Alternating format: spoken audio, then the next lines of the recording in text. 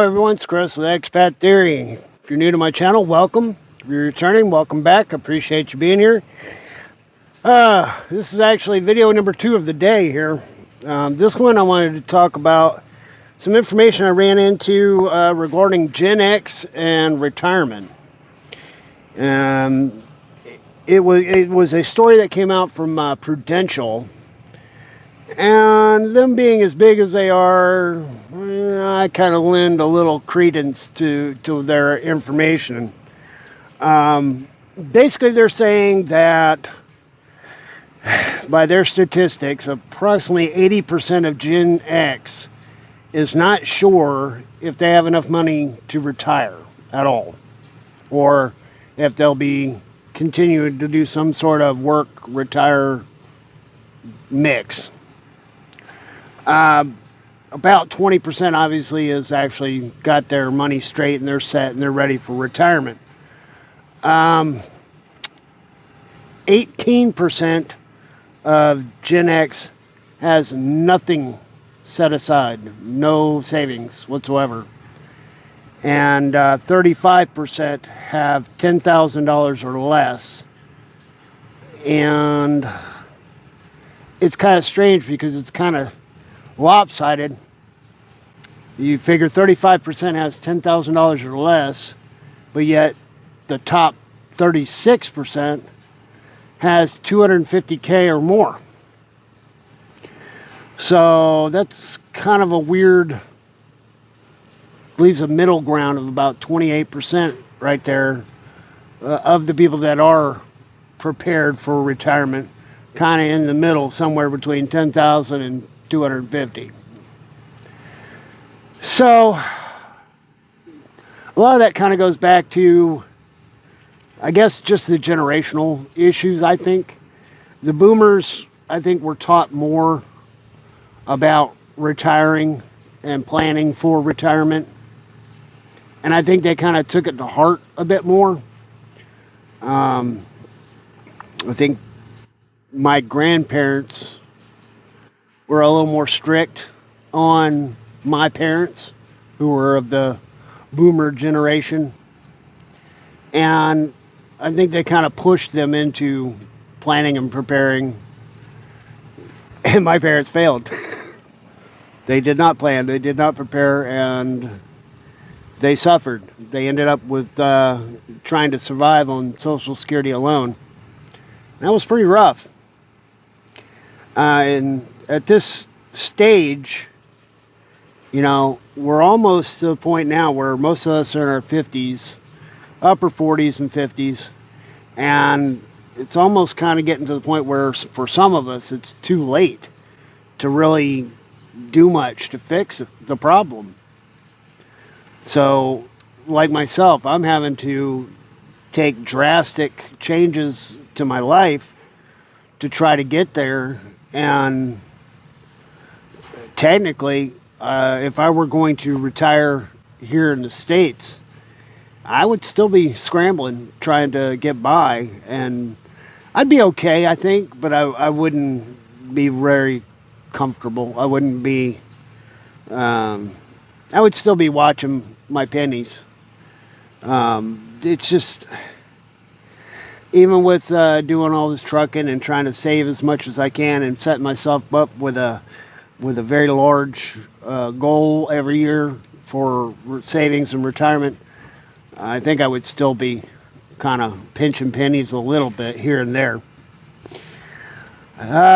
This statistic that's come out saying that 80% are not sure, it's actually the lowest confidence in retirement since the dot-com bubble that crashed back in 2008. You know, and we're kind of the first generation that really got hammered with this transition. You know, our parents and grandparents worked for companies that gave pensions, and they had their pensions plus Social Security, and they were okay. Our generation were the ones that kind of first got pushed into the whole 401k scenario, where it's no longer the company's responsibility to take care of your retirement. They put it on you to take care of your own retirement and to manage it. And they gave you an out, where you handed your money over to a company, a third party, to put it in your 401k and invest in the stock market and try to build it that way. But I think the 2008 crash and then the 2020 pandemic crash really shook the confidence of people in the stock market as far as building their nest egg and their retirement. There's a lot of people that are very gun shy when it comes down to the stock market. They don't want to put their money in it. They don't trust it. They don't believe in it. And even though historically the stock market, when you take it and average it out, it grows around 10% every year. But you also have the roller coaster ride to get to that. You might be up 5% this year, down 20% next year, up 25% the year after that. It's such a roller coaster, and anytime people watch it too closely and start seeing their numbers drop, they panic. They want to yank their money out, and they don't want to lose any more, not realizing that they're hurting themselves. They've lost money and they can't get that back, and they're missing out on the upswings when the market comes back. So I think our generation really has issues with dealing with the stock market and dealing with 401ks. They're not very trusting. We're also the first generation that has literally drowned themselves in debt. Our parents and grandparents bought houses and cars and boats and all that good stuff. But it really wasn't until my generation that we really started hammering ourselves with credit card debt and trying to live beyond our means through credit cards, and then trying to juggle paying everything. We've really destroyed our credit in a lot of cases. We've destroyed our credit ratings, and simply because we misused and did not control our spending on credit cards. Let's see here. Some of my other notes. Some of the boomers did have some issues as well. It was like 2 out of 5 of boomers have no funds. They didn't save. So my parents kind of fell into that 2 out of 5 category. But that means, more than 50% of the boomers were prepared for retirement. At least somewhat. The median amount of retirement savings was $72,000, which, we all know $72,000 in today's age, that's not enough to retire on. That's not going to get you by. A lot of the people that saved, they put it away in savings accounts, they put it away in CDs, things like that. They didn't really jump into the stock market. And what we are seeing now is some of my generation is getting into the stock market, some are not, some are scared of it. Millennials and Gen Zers are really starting to get into the stock market. They're starting to tap into it.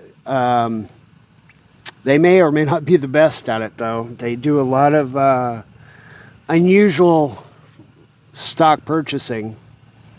And just look back at GameStop and AMC. It was the millennials and Gen Zs, mostly millennials, that went bonkers buying stock for 2 companies that are slowly dying. And they've kept them afloat.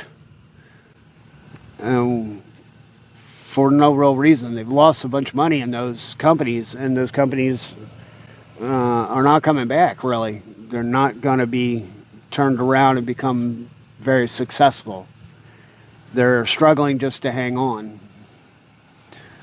Um, the other thing is, a lot of people in my generation, the Gen X, and the millennials, kind of been lied to a little bit. Been kind of lied to about what is a right. For some reason, they think that, you know, housing is a right, that medical care is a right, food is a right, retirement is a right. Uh, no, that ain't how it works. That ain't how America works. America was never the place where you were going to be guaranteed all of these silly rights that you think you have. No, you're guaranteed the right of freedom to make your own way. It's up to you to manage your funds and your life and prepare for retirement. And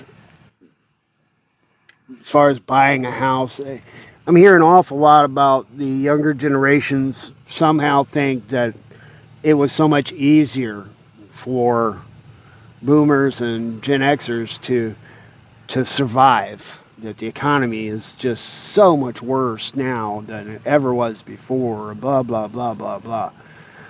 There's very little truth to that. There's a very minor amount of differences between the cost of living and the income between yesterday, my era, and what's going on today. Mostly in the housing market. The housing market is tougher. I will agree to that.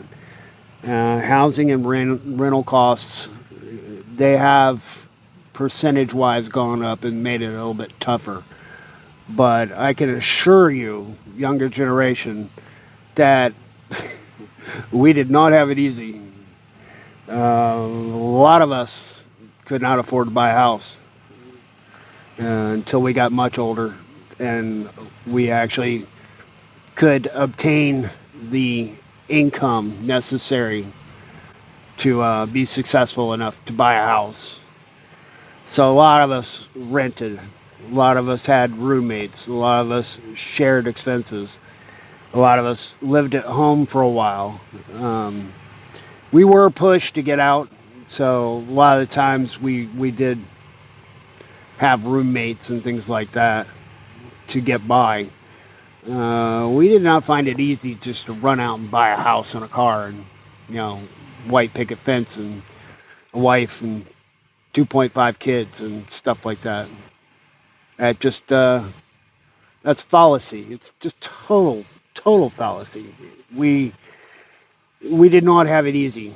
We did not have it easier than they do. The difference is we were told we had to roll up our sleeves and get out there and get dirty and work hard, bust our butts, work 2-3 jobs, whatever it took to get it done. And the younger generations don't want to do that. They're not happy with that. They're not thrilled with the idea that 40 hours a week isn't enough. So they kind of want to push society in a direction where, you know, if they're working 40 hours a week, they should be living just fine. And it's never been that way before. And Gen Xers, we've learned, you know, to get by, we've had to do more. Unfortunately, one of the things we didn't learn and didn't take to heart and didn't plan for was our retirement. So, if you're a younger generation, please really consider putting something aside and start building a retirement. Because when you get older and you figure it out, you're going, oh boy, I'm going to need a bunch of money on top of Social Security to live halfway decent. And you got nothing? Like me, I hit my 50s and I went, I don't have nothing.